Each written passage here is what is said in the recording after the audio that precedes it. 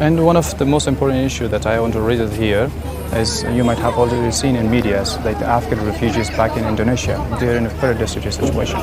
And for some, it's been 10 years that they are living over there, but they do not practice their basic human rights. Is there any plan for them as I have a slightly different view. They want to be resettled to third countries. You know, resettlement is not an automatic right.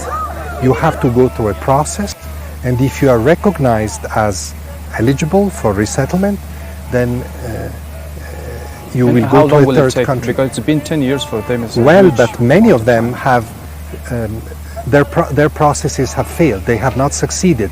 So there is no solution in third countries, and they have to remain in Indonesia if they do not want to come back in Afghanistan. This is the problem. The problem is that some countries host Afghan refugees and would like all of them to be resettled and put pressure on that. And this is not always possible. Resettlement is the choice of third countries. So we can facilitate, and we do whenever we can, but we cannot oblige any country to take refugees on resettlement programs. It's a voluntary program. And what, since you came here to Afghanistan, I'm not sure that you might have gone to some places and meet some of the Afghans or not, the IDPs I mean. How did you find the situation of Afghans here inside the country? There is still a very large displacement problem in the country.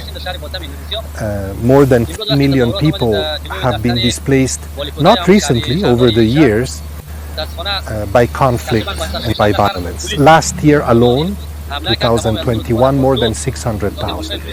But what is very interesting is that after the transition and after the Taliban came to power and the security situation improved because the fighting that prevailed earlier ended, we have seen a number of them go back to their homes. About 170,000, we estimate. That's a good sign. It means that if there is security and if we can bring help to their communities of origin, then maybe more people will move from displacement to normality. And yes.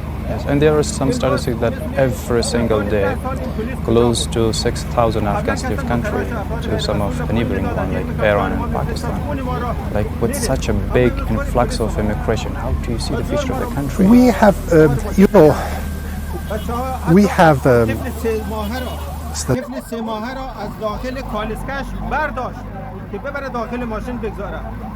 مادرش، خواهرایش، برادرایش گریه اشک در چشمانش رحم نکردن. سوار جرم ما چیه؟ جرم ما اینه که ما میخوایم نباشیم در کشور این ما نمیخوایم کشور معامله هست. ای کسایی که در اتاقتان خوابیدید با خدا سر شما معامله صورت بگیره. پوله های کلان به جیب اینها میره. با عمر شما با زندگی شما معامله میشه.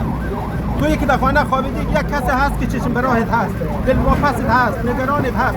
اون مادری که دل نگرانت هست با عشق دیداری تو نفس میکشه، خجالت بکش.